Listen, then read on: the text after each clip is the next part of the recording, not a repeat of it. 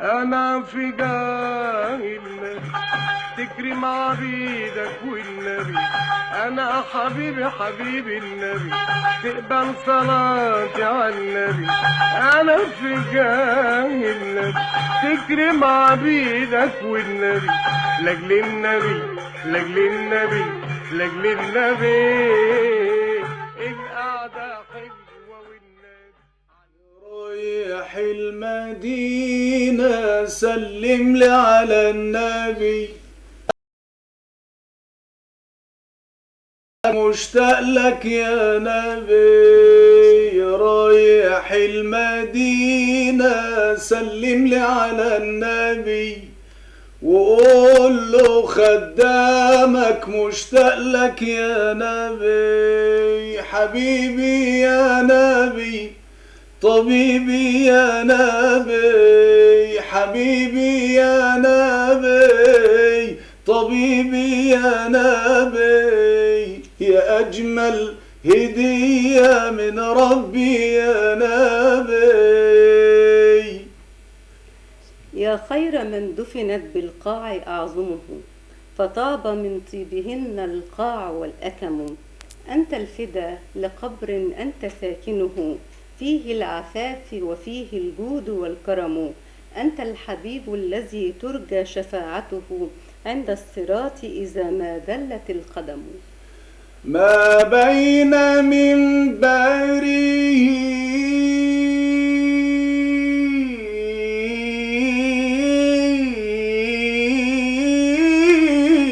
والبيت قف أدبا، ما بين منبره والبيت قف أدبا، وقبل الأرض إن الشكر قد وجبا، واستغنم الوصل في أرض الحبيب،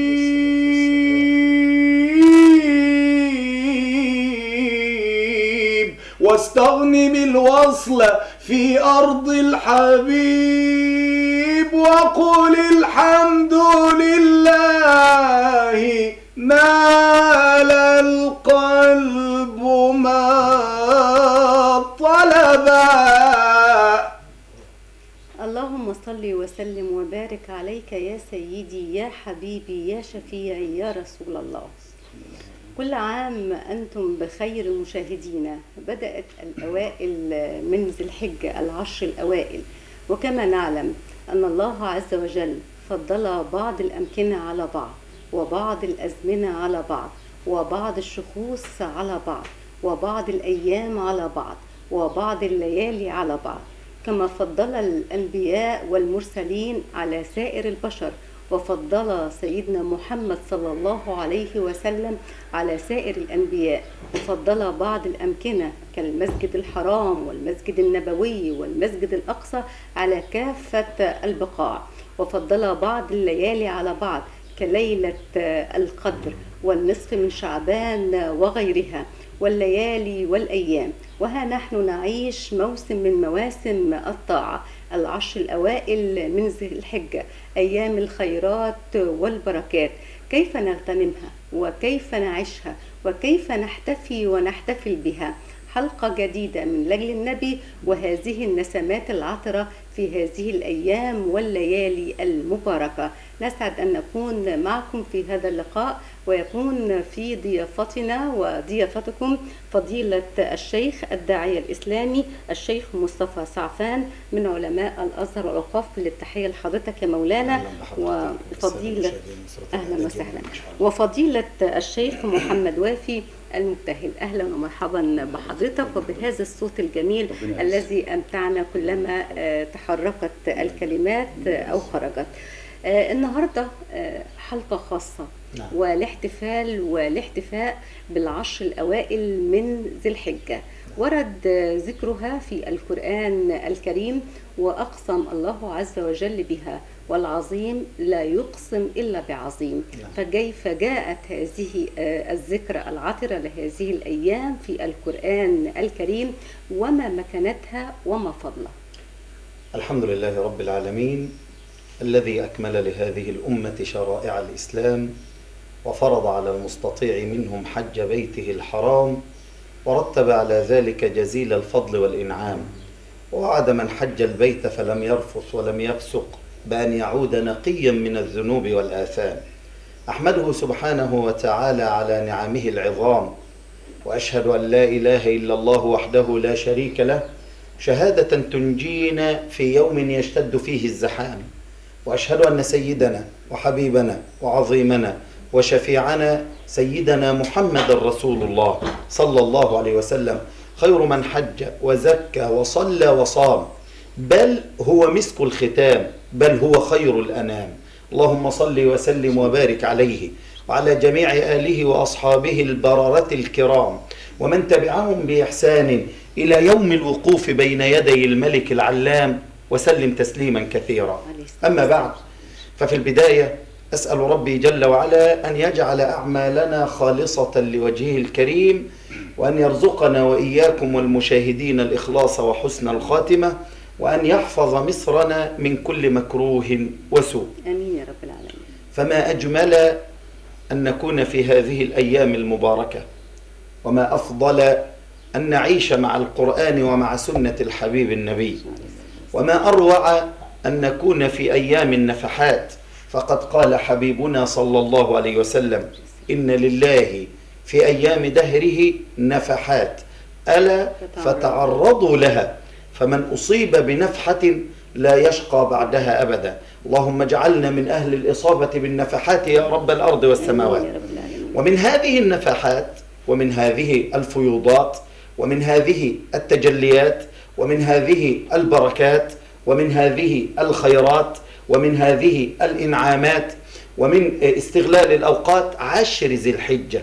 وهذه العشر لها من الفضائل ما لها، ولها من المزايا ما لها، فقد أقسم الرحمن جل وعلا بها، والرحمن الرحيم لا يقسم إلا بالعظيم، فهو عظيم، وإذا أقسم بعظيم، وله أن يقسم بما رأى، فهو الله عز وجل يفعل ما يشاء ويقول ما يشاء ويقسم بما يشاء، فله ما يشاء وإليه يرجع الأمر كله، فأمره بين الكاف والنون إذا أراد شيئا أن يقول له كن فيكون.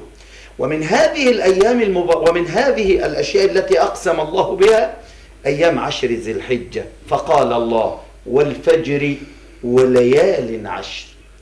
روى ابن كثير في تفسيره أن مجاهد والسدي ومقاتل وابن حيان وابن عباس وابن الزبير وغيرهما وغير واحد من السلف والخلف أن العشر هي عشر ذي الحجة، بل إن الله عز وجل بين أن هذه الأيام هي أيام معلومات، أمرنا الله عز وجل بالإكثار من ذكره فيها، فقال الله سبحانه وتعالى: ويذكر اسم الله في أيام معلومات.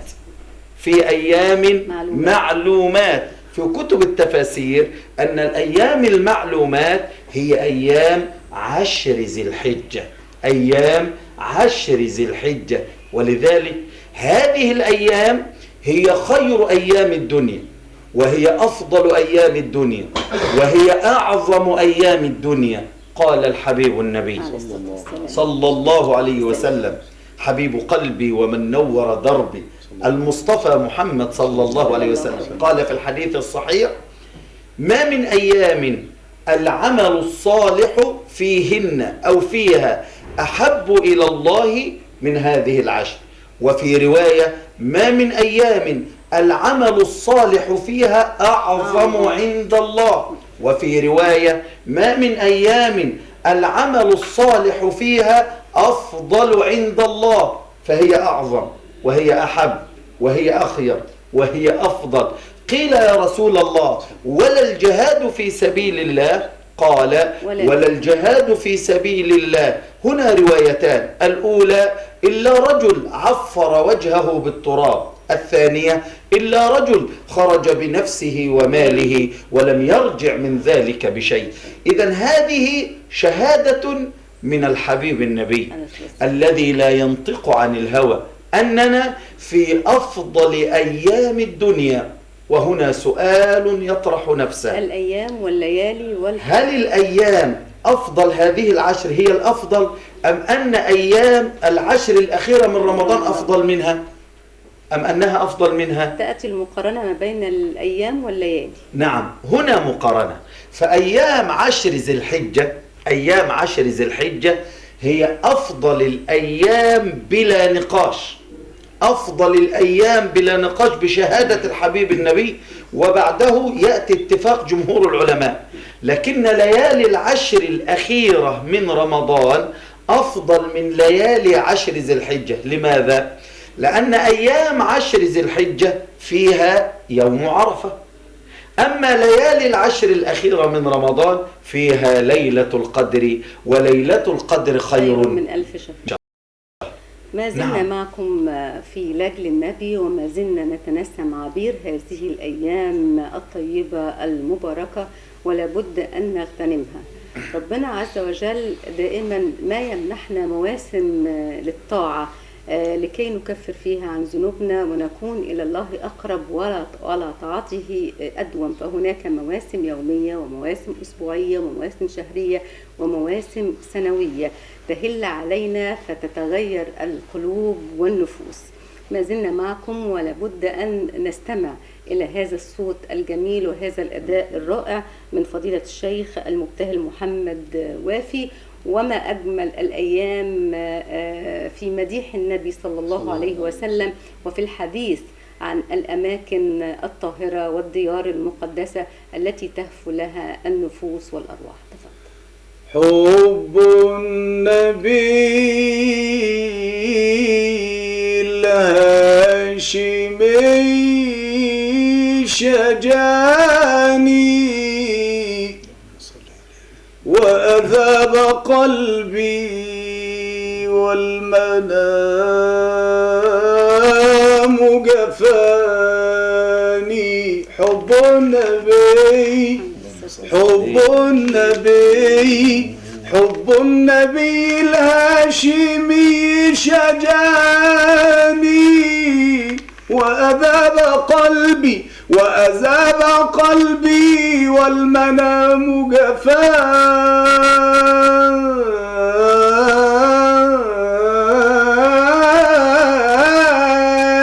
يا ذاهبين إلى مدينة طيبة بصبابة وتشوق وحنان،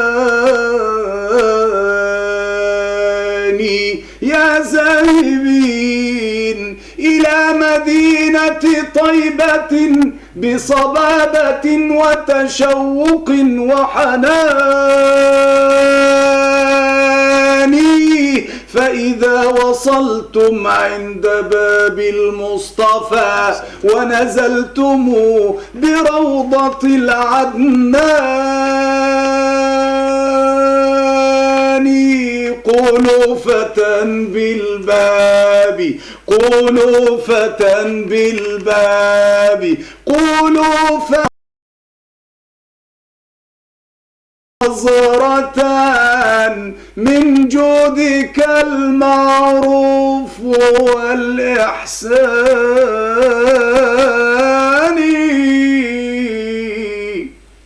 والله ما في الخلق مثل محمد، والله والله ما في الخلق مثل محمد في الجاه والمعروف والإحسان.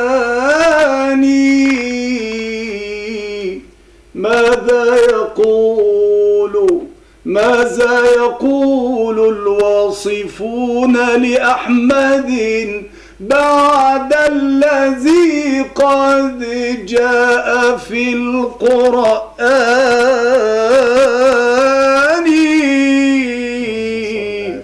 اللهم صل وسلم وبارك عليك يا سيدي يا رسول الله. كل التحية لهذا الأداء يعني عندما نستمع إلى هذا الصوت فيأخذنا إلى آفاق بعيدة، وعندما يكون هذا الصوت في مديح النبي صلى الله عليه وسلم فتسمو النفوس والأرواح وتتشوق إلى هذه الديار شوقا وطمعا في التوبة وفي الجلوس في هذه الأماكن الطاهرة.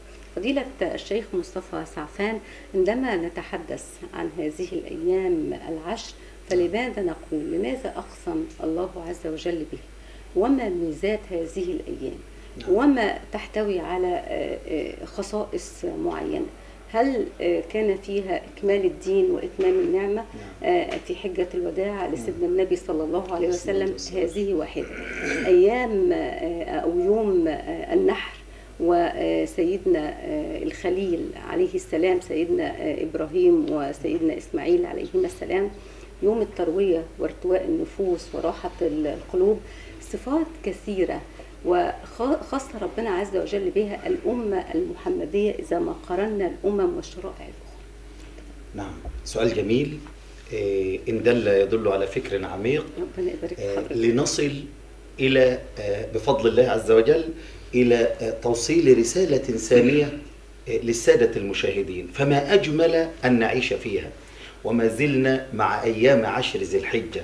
نعم، هي الأيام التي كمل فيها الدين وتمت فيها النعمة. قال الله عز وجل: اليوم أكملت لكم دينكم وأتممت عليكم نعمتي ورضيت لكم الإسلام دينا. عند البخاري: ذهب رجل إلى سيدنا عمر بن الخطاب يدين بالديانة اليهودية وقال: يا أمير المؤمنين، عندكم آية لو نزلت عندنا لاتخذناها عيدا. فقال له سيدنا عمر: وما هي؟ فقال: اليوم أكملت لكم دينكم وأتممت عليكم نعمتي ورضيت لكم الإسلام دينا. فقال سيدنا عمر: إني لأعلم متى نزلت وأين نزلت. نزلت عشية عرفة في يوم جمعة، ونعم هي لنا عيد. فآية دلت على كمال الدين وإتمام النعمة، وهذا الأمر من أهمية ومكانة هذه العشر. ثانيا، أيضا فيها يوم التروية، وما أدراكم ما التروية؟ ففيه تروية للنفوس وتروية للأرواح والأبدان. النفوس تهفو والقلوب تسمو والأرواح تعلو والأبدان تستجيب وتتمثل وتعمل وتعي. فهو يوم التروية. لماذا؟ كان الحجيج يشربون فيه ويرتوون فيه. وقيل بالتروية أيضا، وقيل التروية لأن سيدنا إبراهيم رأى فيها الرؤيا أنه يذبح ولده فأصبح فتروى وتأنى حتى أتى اليوم الثاني وهو يوم عرفة اليوم التاسع، فرأى الرؤيا مرة ثانية فتأنى، ثم جاء اليوم الثالث وهو يوم النحر. وما أدراكم ما يوم النحر؟ هذا اليوم العظيم وما فيه من فضائل وما فيه من مزايا. وانظري حضرتك إلى تعبيرات القرآن الكريم لهذا الموقف. قال الله عز وجل. طب قبل ما يعني أسفل المقاطعة، فعايزة أتوقف أكتر عند يوم التروية. هي من ارتواء القلوب والنفوس. هذه واحدة. التروي، اتخاذ القرار الصحيح. وكذلك نري إبراهيم ملكوت السماوات والأرض وليكون من يرى أو يعني رؤية البصر، يعني هناك البصر والبصيرة وكل هذه يوم الأشياء التروية. نعم، ولكن في التروية ليس هنا نري، هنا إراءة، والإراءة غير الرؤية. فهناك يرى وهناك نري. ولذلك في حادثة الإسراء والمعراج من باب تفسير القرآن بالقرآن: سبحان الذي أسرى بعبده ليلا من المسجد الحرام إلى المسجد الأقصى الذي لنريه. أيضا هنا إراءة. والفرق بين الإراءة والرؤية أن الرؤية بالعين المجردة، أن الرؤية حضرتك أنا أرى وحضرتك تري وسيدنا الشيخ محمد وهكذا نرى، لكن نري ونريه إراءة، لأن الإنسان لو دخل ببصره على الإراءة ما تحمل الإراءة. خواص أخرى. نعم، هناك خواص في عوالم أخرى. نعم، لذلك قال الله نري. فالذي يسر الأمر للإراءة يسر للبصر أن يرى ما يريده صاحب الإراءة، وهو من؟ وهو الله رب العالمين. فهنا نري ونريه. نعم. لكن يرى التروية ما لا عين رأت ولا أذن سمعت ولا بالتالي خطر على قلب بشر. ولذلك النبي صلى الله عليه بالتالي هنا وسلم خواص مختلفة نعم. عن الخواص البشرية. ولذلك حضرتك في القراءة هنا في سيدنا النبي لم يثبت عن النبي أنه رأى الجنة ولا النار إلا في الإسراء والمعراج وبعدها. لماذا؟ لأن الله قال لنريه، فأصبح البصر قادر على أن يرى ما يريده الله عز وجل. لذلك فرق شاسع بين الرؤية والإراءة. فصاحب الرؤية يريد، لكن صاحب الإراءة مراد من ربنا عز وجل. نعم، هذا مريد الله. وهذا مراد. هذا الفرق بين الرؤية والإراءة. أما في يوم التروية من التروي، من التأني، ومن ري الظمأ، منها ري الظمأ، وهكذا. ففي التروية قصة، وفي القراءة قصص ومعان. قصص ومعان، هذه قصة وهذه قصص ومعان. نعم. لكن الشاهد حضرتك أريد أن أصل إلى سريعا في يوم النحر. والله عز وجل يصور هذا الموقف في القرآن الكريم. فلما بلغ معه السعي، ولم يقل المشي. فرق شاسع بين المشي وبين السعي. بلغ السعي أي أن الغلام أصبح هنا في مرحلة الشباب يافعا، وغلام جاء على كبر يتعقب في السير أباه، ينتزع الخطوة مهموما إلى آخر هذه الأبيات. لكن الشاهد حضرتك إن الغلام جاء على كبر، سيدنا إبراهيم، والقرآن يسجل ذلك ويصور ذلك. يعني كيف يعني قالت حتى ألد وأنا عجوز وهذا بعلي شيخ. نعم. لا، هنا السيدة سارة، وهذا لسيدنا إسحاق. تمام. لكن الشاهد في سيدنا إسماعيل غلام كبر وما فيش إلا هو، أب لا ينجب ومعه الغلام، وبلغ السعي أي أصبح معينا لوالده. أصبح معين يأخذ بيد والده. فلما بلغ معه السعي قال يا بني إني أرى في المنام. وانظري حضرتك إلى الكلمة يا بني، لم يذهب إليه عنوة ولا بشدة ولا بقسوة، وإنما قال يا بني إني أرى في المنام أني أذبحك فانظر ماذا ترى. قال يا أبت افعل ما تؤمر. وهنا رد فاق الرد الأول، بني وأبتي. نعم. قال يا أبت، ولم يقل لماذا ولما تفعل ذلك، ومن الذي أمرك بذلك، أي عقل يقول ذلك. إنما يا أبت افعل ما تؤمر ستجدني إن شاء الله من الصابرين. فلما أسلم الابن والأب وأسلم الأب.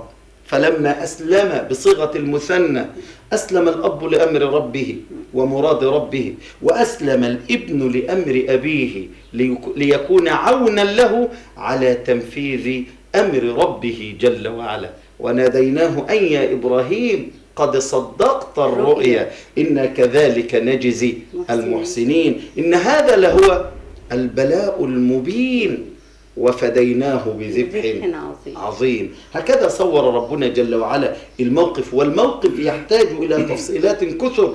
إنما هنا الشاهد حضرتك إن أصبح يوم النحر فدى الله عز وجل إسماعيل وفديناه بذبح، هذا الكبش العظيم الذي نزل من الجنة. وسؤالنا هل نحن أهل للفداء؟ هل نحن أهل للفداء؟ فدى الله إسماعيل وفدى إبراهيم، فدى الأب وفدى الابن. هل نحن أهل للفداء؟ عندنا ما نفتدي به أنفسنا؟ عندنا رصيد ليفتدينا الله؟ عليه صعبة، لكن اللي أنا عايزة أقوله إن سيدنا إبراهيم الخليل عليه السلام تعلق قلبه بسيدنا إسماعيل، فقالت الملائكة لله عز وجل إن إبراهيم تعلق بابنه. فكان الامتحان والاختبار العظيم الذي نجح فيه سيدنا إبراهيم وسيدنا إسماعيل عليهما السلام. ونحن دائما في دار اختبار ودار ابتلاء، ولكن هل سننجح ويكون سيدنا إبراهيم الخليل القدوة لنا كما نقتدي بسيدنا محمد صلى الله عليه وسلم؟ وبالتالي تأتي هذه الأيام لنكون في امتحان، هل سنغتنمها؟ هل سنكفر عن خطايانا وذنوبنا ونصوم يوم عرفة ليكون بيكفر سنتين، سنة ماضية وسنة مقبلة، وهنتوقف عند السنة المقبلة دي؟ هل إذا وقعنا في المعصية فنعود ونتوب على الفور، لأن ربنا عاصمنا في السنة دي. هل نقع فيها في المعصية؟ وهل لو وقعنا فيها تكون التوبة سريعة؟ أسئلة كثيرة جدا نجيب عليها إن شاء الله في هذا اللقاء من أجل النبي، ولكن بعد أن نستمع إلى المديح في سيدنا النبي صلى الله عليه وسلم. تفضل. هذه المرة هنمدح بقى في سيدنا إبراهيم وسيدنا إسماعيل. من كالخليل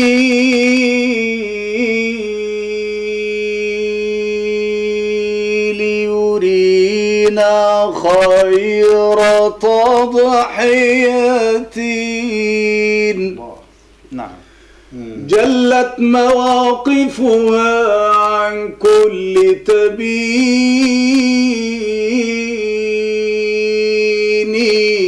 من كالخليل، من كالخليل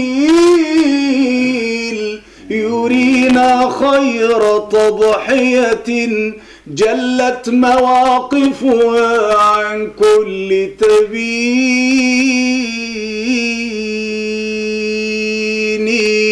صاح مع الفجر، صاح مع الفجر، صاح مع الفجر، رؤيا الوحي ترجفه. هيا بني، هيا بني، هيا بني، فصوت الحق يدعوني، يدعوني. إني بذبحك قد ألهمت يا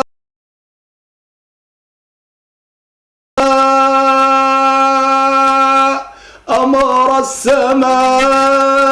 يا ولدي، يا ولدي، إني بذبحك قد ألهمت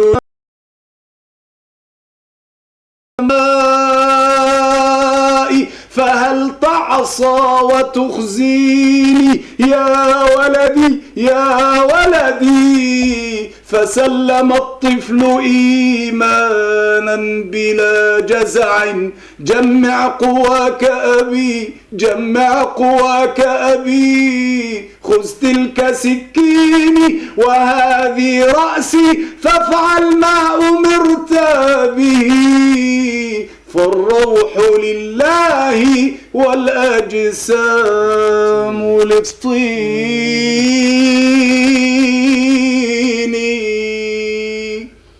رأيتم قلبا أبويا يتقبل أمرا يأباه.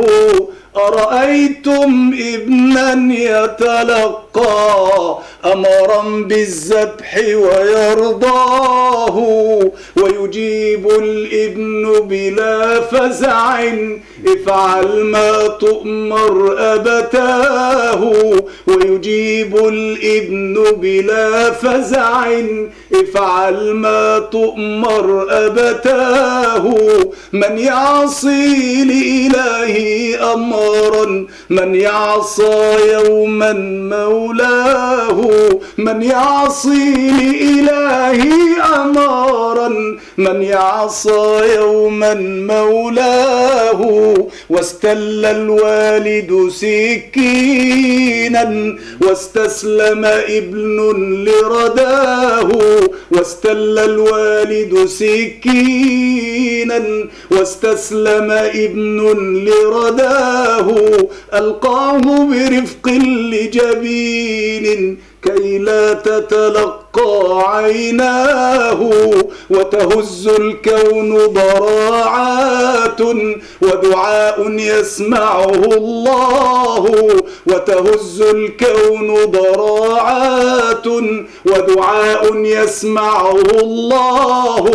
تتضرع للرب الأعلى أرض وسماء ومياه، ويجيب الرب ورحمة ورحمته سبقت في فضل عطاياه، ويجيب الرب ورحمته سبقت في فضل عطاياه. صدقت الرؤيا فلا تحزن، صدقت الرؤيا فلا تحزن يا إبراهيم فديناه. وفديناه بذبح عظيم. صدق الله العظيم. نعم. والذين جاهدوا فينا لنهدينهم سبلنا. صدق الله العظيم. إنها ذبح الشهوات، شهوات القلب والنفس، وهذا الأساس في إراقة الدماء، في عملية الذبح أو في عملية النحر. الأساس في هذه الأيام هي أن نخلع عن القلب لباس الذنوب، وأن نتحلى بالأخلاق والصفات الحسنة التي تحلى بها سيدنا إبراهيم الخليل وسيدنا إسماعيل عليهما السلام.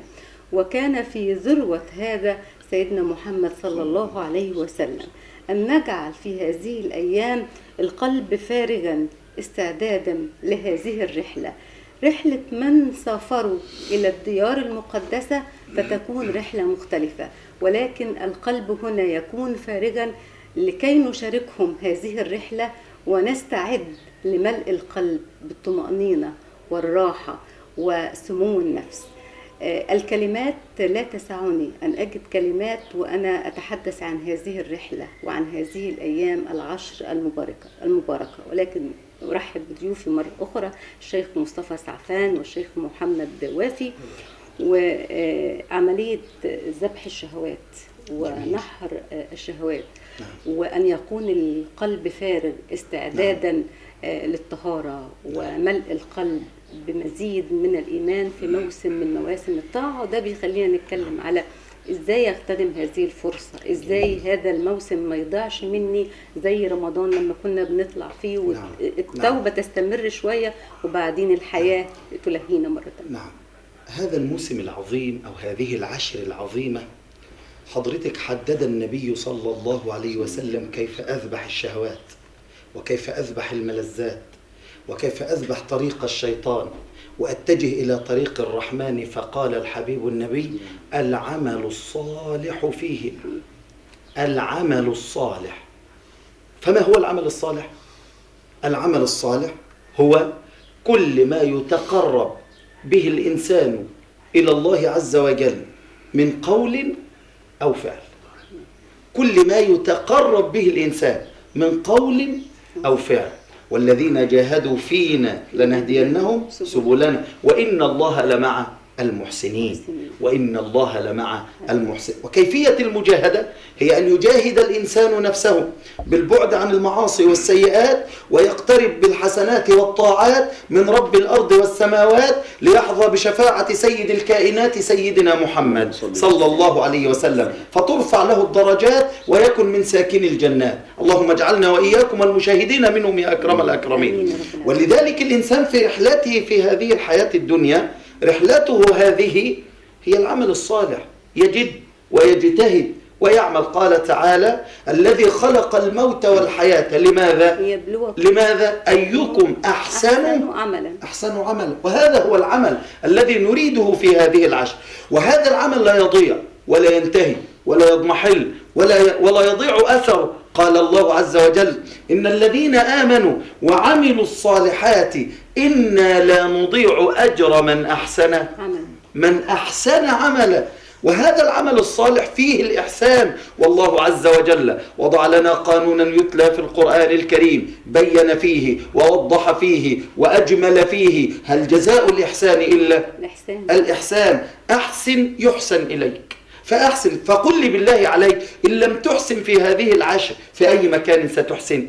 إن لم تغتنم العمل الصالح. انظر حضرتك والسادة المشاهدين إلى ثواب هذا العمل الصالح وهذا الفضل العظيم الذي ينتظر الإنسان الذي يسارع ويبادر بالصالحات في هذه العشر. أولا أنه أفضل البرية جمعاء. وانظر حضرتك، لم أقل أفضل البشرية، فرق شاسع بين البرية والبشرية. البرية كل المخلوقات بما فيهم الملائكة. قال تعالى: إن الذين آمنوا وعملوا الصالحات أولئك هم خير مريم. البرية، ولم يقل البشرية. لذلك في تفسير ابن كثير استدل سيدنا أبو هريرة وغيره على أن الإنسان الصالح الذي يعمل الصالحات أفضل من الملائكة بهذه الآية. والله عز وجل لما خلق الخلق جعله ثلاثا: خلق بعقل دون شهوة وهم الملائكة، عباد مكرمون لا يعصون الله ما أمرهم ويفعلون ما يؤمرون، وخلق بشهوة دون عقل وهم الحيوانات، حفظكم الله جميعا، وخلق بشهوة وعقل وهو الإنسان. فإن تحكم عقله في شهوته ارتقى إلى ما فوق الملائكة، منزلة أعلى من الملائكة، فأولئك أصحاب العمل الصالح هم خير البرية. وإن تحكمت شهوته في عقله كان في منزلة أقل من الحيوانات. قال تعالى: أولئك كالأنعام بل هم أضل، أولئك هم الغافلون. إذن حضرتك العمل الصالح في هذه العشر يرفع الإنسان إلى منزلة فوق الملائكة. ثانيا، أصحاب العمل الصالح أصحاب محبة الله وأصحاب مودة الله، أحبهم ربنا ووضع محبتهم في قلوب الخلق. قال تعالى: إن الذين آمنوا وعملوا الصالحات سيجعل لهم الرحمن ودا، أي يحبهم الله تعالى ويحببهم إلى خلقه، لأن الله إذا أحب إنسان أعلنت حالة الطوارئ في السماوات. تعالى يا جبريل تقدم فإني أحب فلانا. سنعود.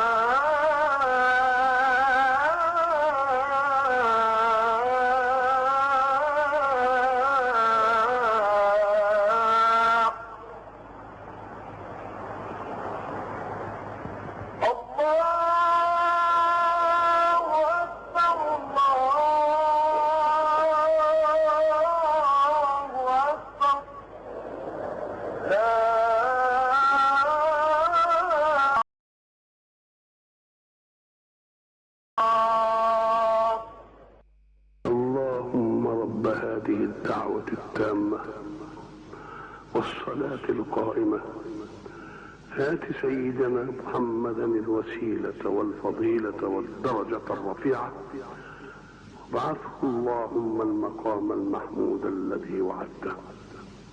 أحمدك ربي على نعمة الإيمان بك وشرف الإسلام لك، وأصلي وأسلم على خاتم رسلك وخاتم أنبيائك سيدنا محمد أذن الخير التي استقبلت آخر إرسال السماء لهدي الأرض، ولسان الصدق الذي بلغ عن الحق مراده من الخلق. سبحانك تفضلت بالتكليف وتفضلت بالمعونة، فأنت المتفضل أولا وأنت المتفضل آخرا. وصلى الله وسلم على سيدنا مولانا محمد وعلى آله وصحبه أجمعين. عدنا. فإني أحب فلانا فيحبه سيدنا جبريل، ثم تعلن الطوارئ مع جميع الملائكة: الله يحب فلانا فأحبوه، ويوضع له القبول في الأرض. اللهم اجعلنا وإياكم المشاهدين منهم يا رب العالمين. ثالثا، هذا العمل الصالح في هذه العشر، هذا العمل الصالح في هذه العشر يرفع الدرجات للإنسان، فترفع له الدرجات ويقترب من رب الأرض والسماوات. اسمع حضرتك إلى الله عز وجل وهو يقول: ومن يأته مؤمنا قد عمل الصالحات فأولئك لهم الدرجات العلى. الدرجات العلى، الدرجات العلى. نعم، انظر حضرتك إلى هذا البيان النبوي المصطفوي من حبيب قلبي ومن نور دربي من النبي المصطفى صلى الله عليه وسلم. والحديث عند النسائي بسند صحيح من حديث سيدنا سعد بن أبي وقاص: إذ أن هناك كان رجلان أخوان مات هلك أحدهما قبل صاحبه ب40 ليلة. في زمن النبي 2 متصاحبين ماشيين مع بعض بما يرضي الله عز وجل، فمات أحدهما قبل صاحبه ب40 ليلة. فذكرت فضيلة الأول عند الحبيب النبي، ذكرت فضيلة الأول، فقال النبي صلى الله عليه وسلم: ألم يكن الآخر مسلما؟ قالوا: بلى يا رسول الله، وكان لا بأس به. برضه كان مسلم وكان كويس وكان متواضع وكان بيعمل الصالحات وكان عدده من الفضائل. فقال الحبيب النبي: فأين صلاته بعد صلاته؟ وأين عمله بعد عمله؟ فما بينهما كما بين السماء والأرض. ب40 ليلة، 40 ليلة فرقت بينهما في الموت. قال النبي: فما بينهما كما بين السماء والأرض.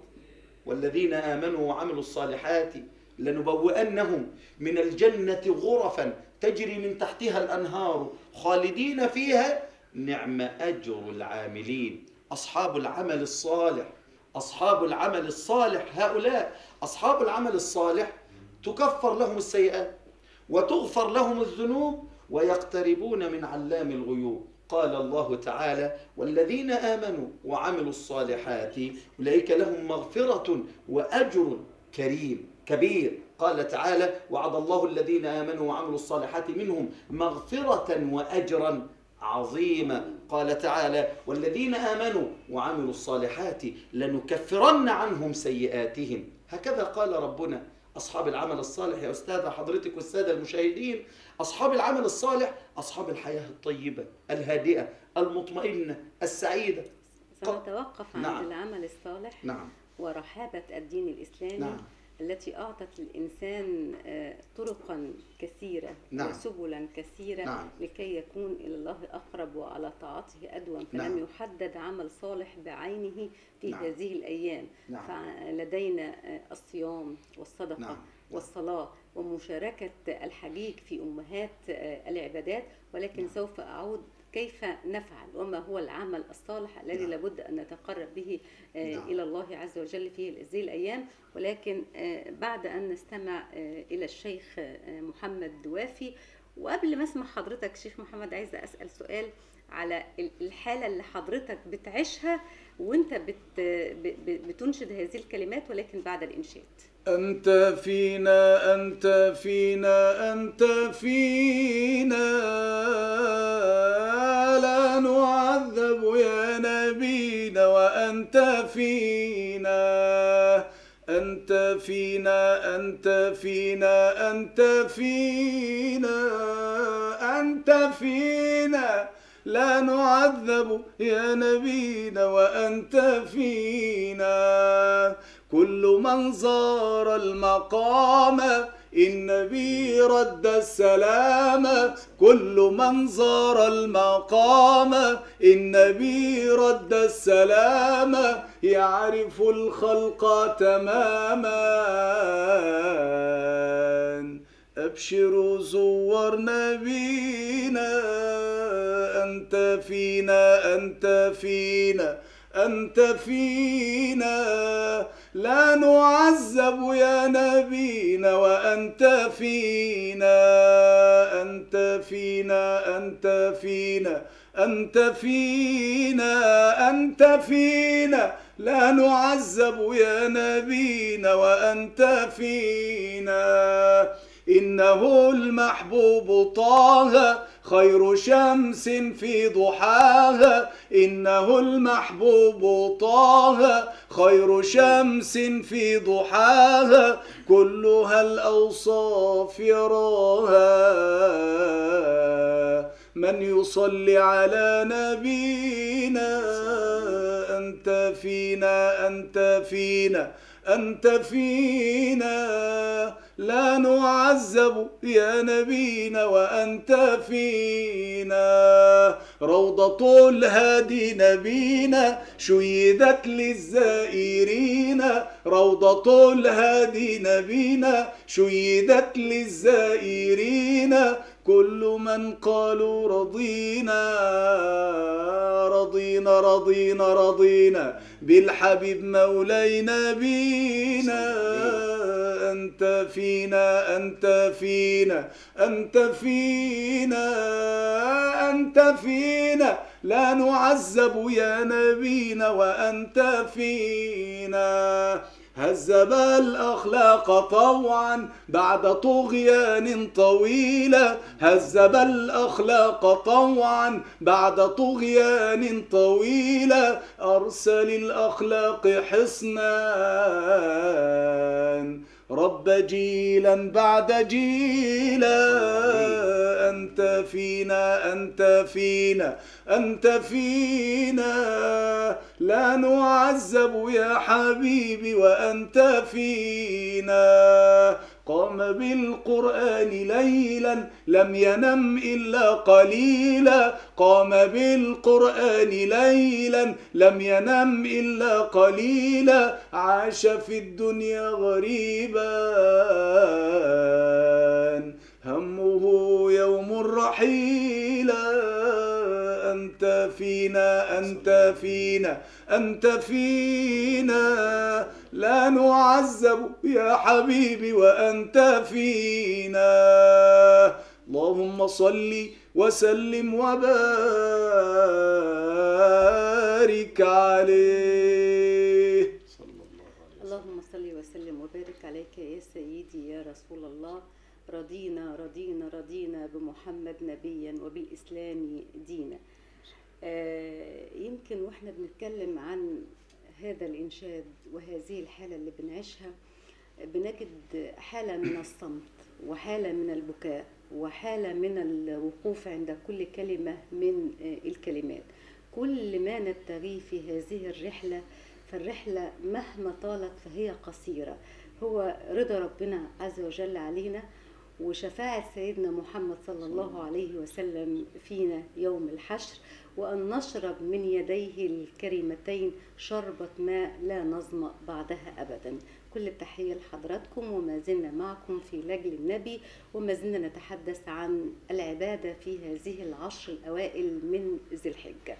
شيخ مصطفى، يمكن لما بنيجي نتكلم على الملائكة ودعاء الملائكة واستغفار الملائكة لينا بنجد انها بتطوف في البيت المعمور، ونجد ان اسفل البيت المعمور الكعبة والطائفون حول الكعبة، وهناك تشابه كبير ما بين حالة الملائكة في هذا الوقت وحالة الحجيج في هذا الوقت، فهي مشاركة، ونحن نحاول أن نشارك الحجيج على بعد هذه المسافة.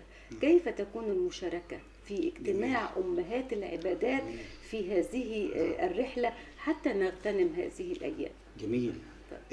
تغتنم هذه الأيام كما تفضلت حضرتك باجتماع أمهات العبادات. فالملائكة لا يعصون الله ما أمرهم ويفعلون ما يؤمرون، يطوفون حول البيت المعمور، والصالحون من عباده الذين تركوا النفس والنفيس وبذلوا النفس والنفيس والمهج، وتعلقت قلوبهم وأرواحهم وأبدانهم إلى الطواف حول البيت العتيق، فتشبه بين هؤلاء وبين هؤلاء. بل إن الإنسان ها هنا كان من خير البرية، ثم نحن ها هنا ماذا نفعل؟ أولا نتقرب إلى الله عز وجل بألا تفتر ألسنتنا عن ذكره تعالى، عملا بقول الحبيب النبي: فأكثروا فيهن من التهليل والتحميد والتكبير. كان سيدنا أبو هريرة وسيدنا ابن عمر إذا دخلت العشر يذهبان يكبران في الأسواق ويكبر الناس بتكبيرهما. إذا دخلت العشر لا يكبران في بيوتهما وفقط، إنما يكبران في الأسواق ويكبر الناس بتكبيرهما. بل كان سيدنا سعيد بن جبير إذا دخلت العشر اجتهد اجتهادا لا يكاد يقدر عليه، اجتهاد بكل المقاييس في كل الأعمال الصالحة وفي كل العبادات. بل كان سيدنا عمر بن الخطاب يصعد إذا دخلت العشر على قبة في منى ويكبر الناس من حوله فترتج منى بالتكبير. الله. بل كان سيدنا ابن عمر يكبر في كل أوقاته وخلف صلواته، في كل أوقاته وخلف صلواته. من هنا نقول أن التكبير في العشر مطلق ومقيد. مطلق من عند بداية العشر في كل الأوقات، يكبر الإنسان في بيته وفي الشارع وفي عمله، يكبر الله أكبر الله أكبر الله أكبر الله، يكبر عملا بهدي الحبيب النبي. ويكبر، وهناك تكبير مقيد وهو من فجر يوم عرفة إلى عصر آخر أيام التشريق. التكبير 23 فرض يتم التكبير فيهم في المساجد خلف الصلوات. إذن عندنا تكبير، فهذا دلالة على أن أول عمل أقوم به هو ذكر الله عز وجل، ويذكر اسم الله في أيام معلومات. ثانيا من الأعمال الصالحة التي أتقرب بها إلى الله عز وجل في هذه العشر الصيام.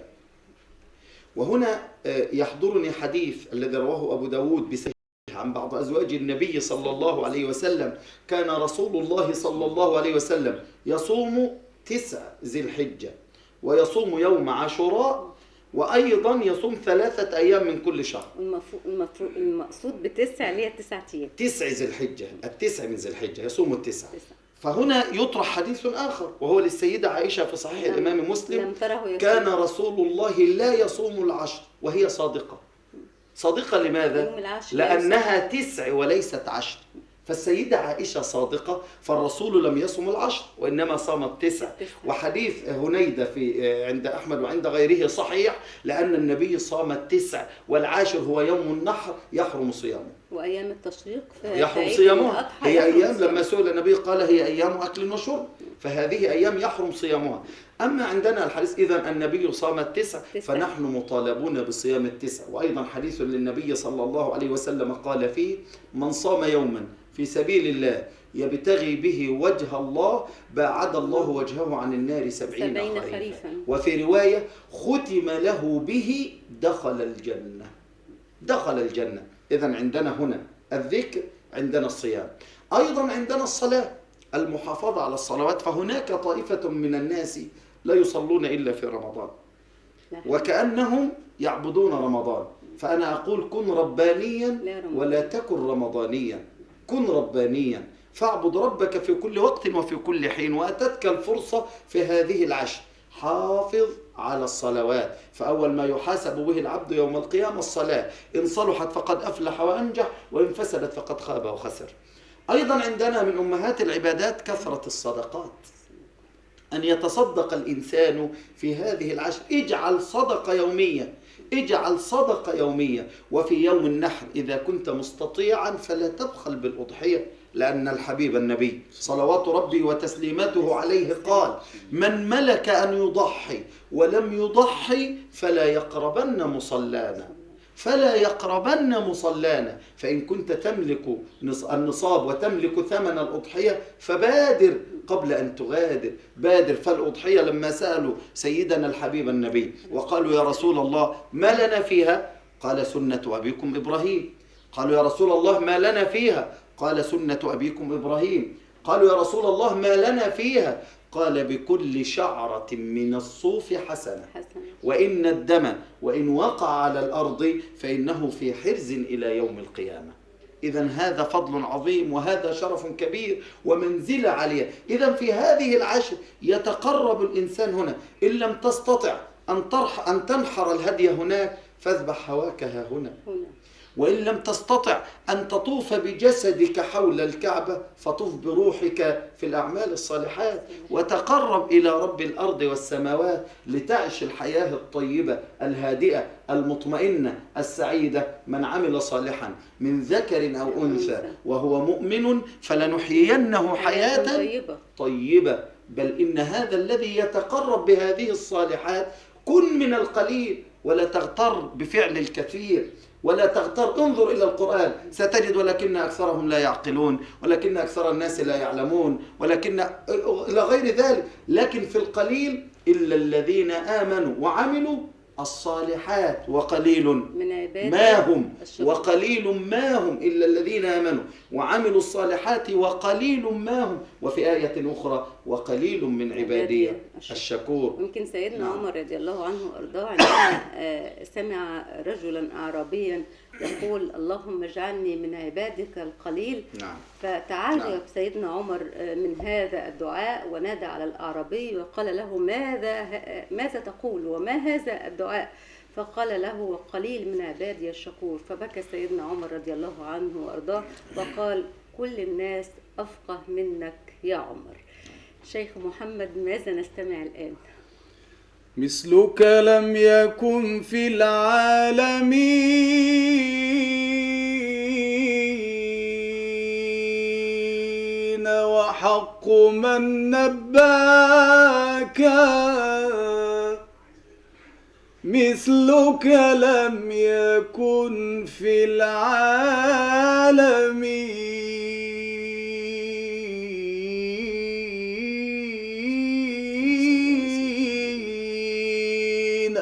وحق من نباك.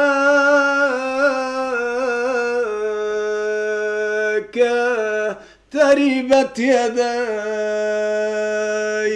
تربت يداي إن حرمتك شافعا ومنعت حوضك أيها السقاء.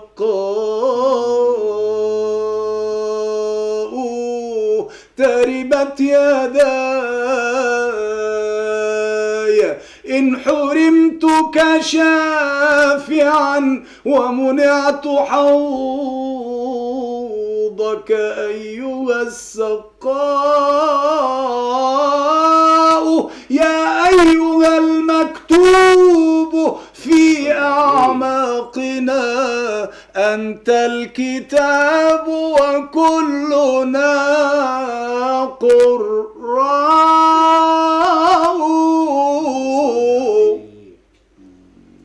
سيدي يا رسول الله،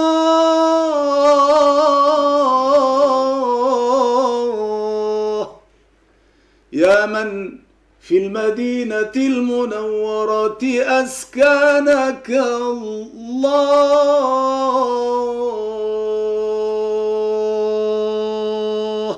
أيا ابن عبد الله ما بلغ الهوى منك الذي يرجو وعلى الشعراء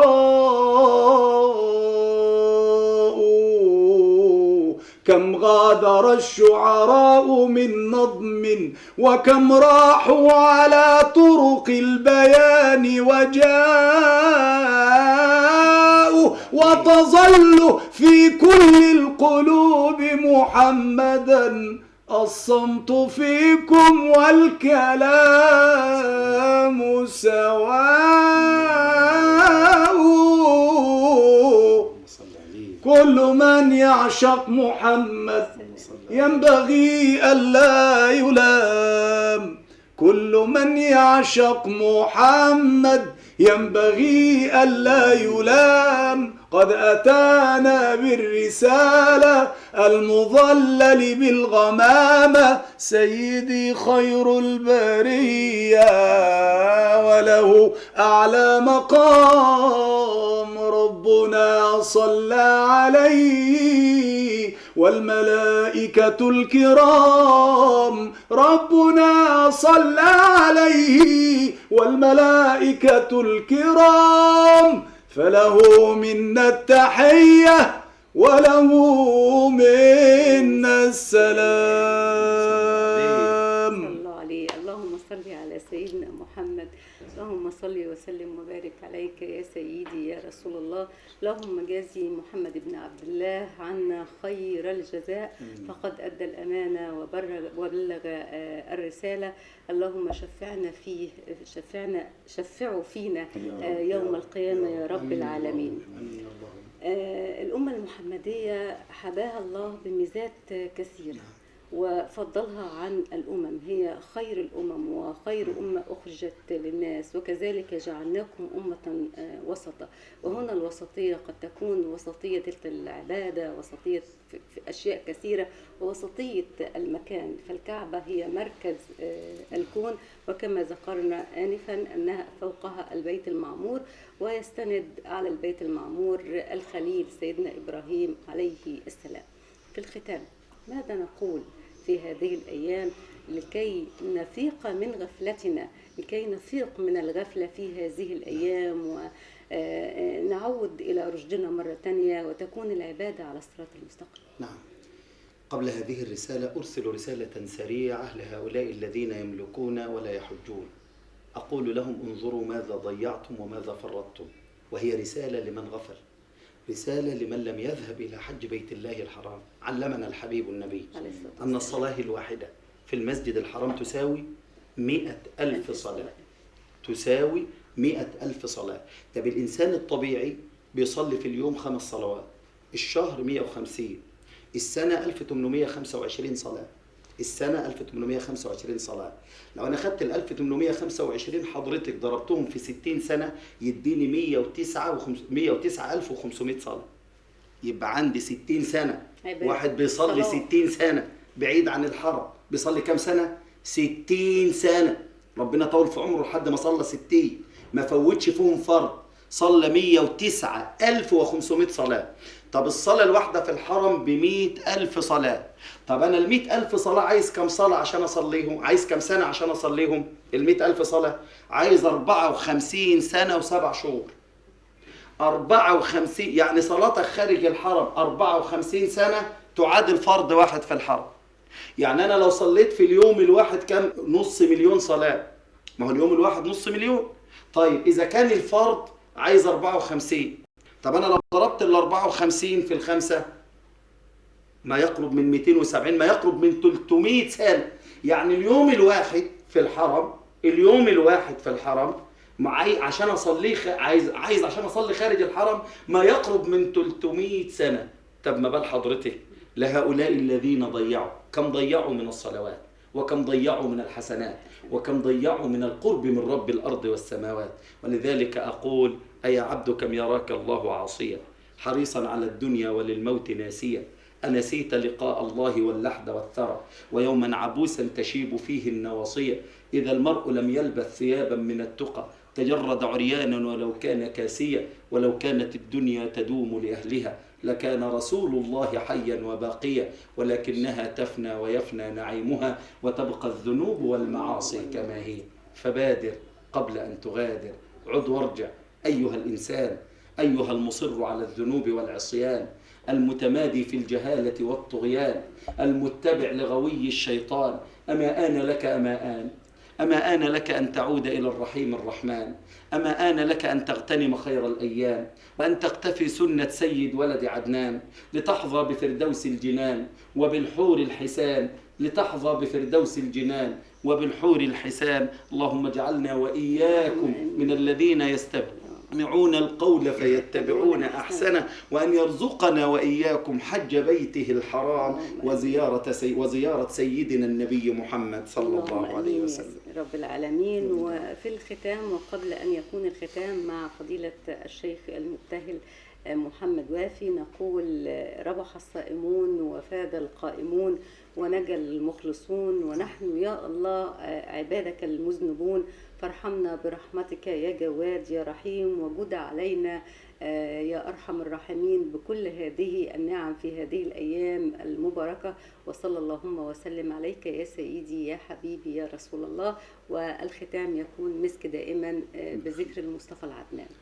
الله الله الله على نور رسول الله، الله الله الله على طه يا نور على نور، الله وجهك وجه سرور، الله طه يا نور على نور، وجهك وجه سرور، رب كرمنا نزور مقام رسول الله، الله الله الله على نور رسول الله، الله الله الله على نور رسول الله، طه اللي في المعنى، الله حب مجمعنا، الله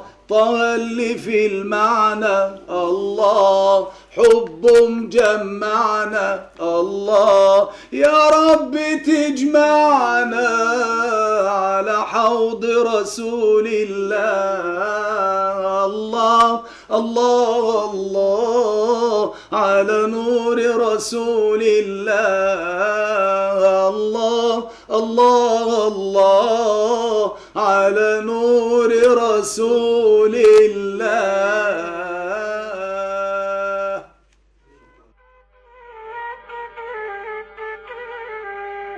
أنا في جاهل تكرم عبيدك والنبي، أنا حبيبي حبيبي النبي، تقبل صلاتي على النبي، أنا في جاهل تكرم عبيدك والنبي، لأجل النبي لأجل النبي لأجل النبي، القعدة حلوة والنبي عند النبي، لأجل النبي لأجل النبي لأجل النبي.